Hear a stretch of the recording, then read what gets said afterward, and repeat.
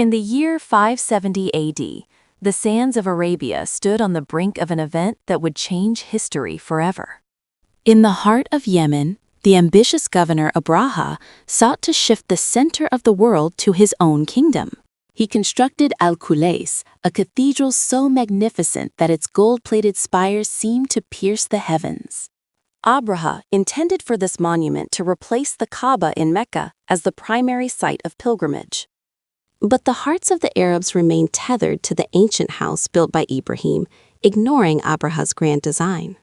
Fury ignited in Abraha's heart when his sanctuary was desecrated by a lone Arab, sparking a vow of total destruction. He gathered a formidable legion, an army the likes of which the desert had never witnessed. At the vanguard stood the mighty African elephants, terrifying beasts meant to crush any resistance. The earth trembled as the massive force began its long march toward the holy city of Mecca. Upon reaching the outskirts, Abraha's soldiers seized the livestock of the Quraysh, including the camels of Abdul Muttalib. Abdul Muttalib, the guardian of the Kaaba, approached the tyrant's camp with a presence of calm dignity. Abraha expected a plea for the Kaaba's safety, but the leader of the Quraysh had a different request. He simply asked for the return of his camels, leaving the king baffled by his lack of concern for the temple. Abdul Muttalib spoke words that would echo through time. "I am the master of the camels, but the house has its own master who will protect it." The people of Mecca retreated to the surrounding mountains, leaving the city in a haunting, prayerful silence.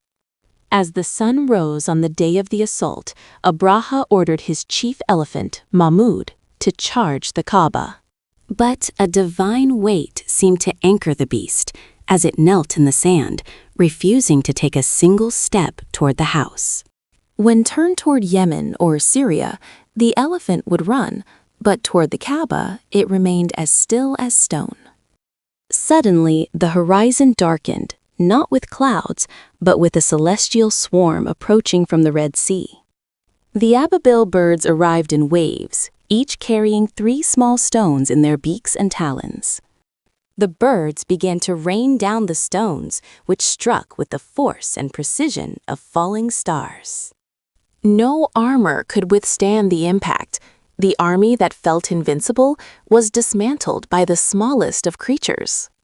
The once mighty legion was reduced to a state resembling devoured straw, scattered and broken across the valley. Abraha fled in agony, witnessing the total annihilation of his pride before his own life was taken.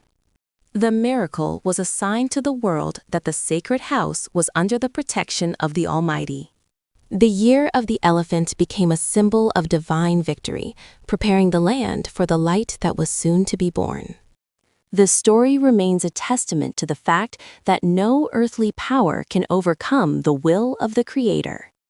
Months later, in this protected city, the Prophet Muhammad, peace be upon, was born, fulfilling a divine promise. History was written in the sand, and the legacy of the Ababil remains a reminder for all generations. The house of Allah stood firm, and the path was cleared for the final message to humanity.